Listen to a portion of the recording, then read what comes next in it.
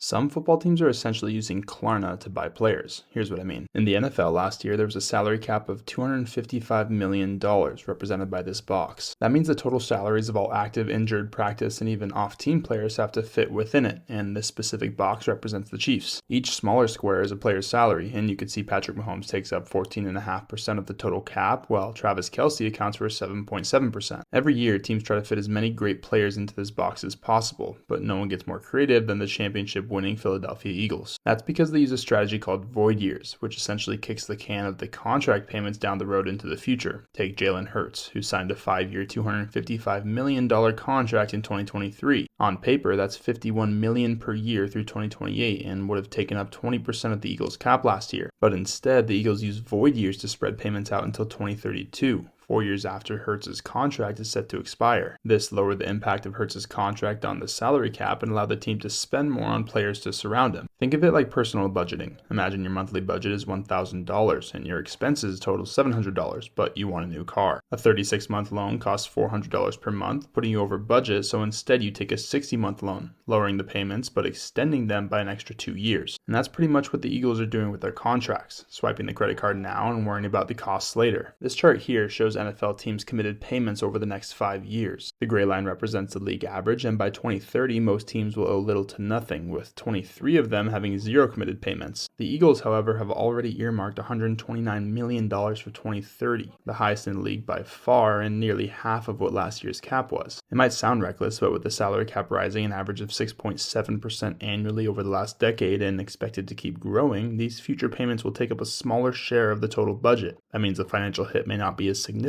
when the time comes to actually pay the piper. Follow for more sports data visualizations.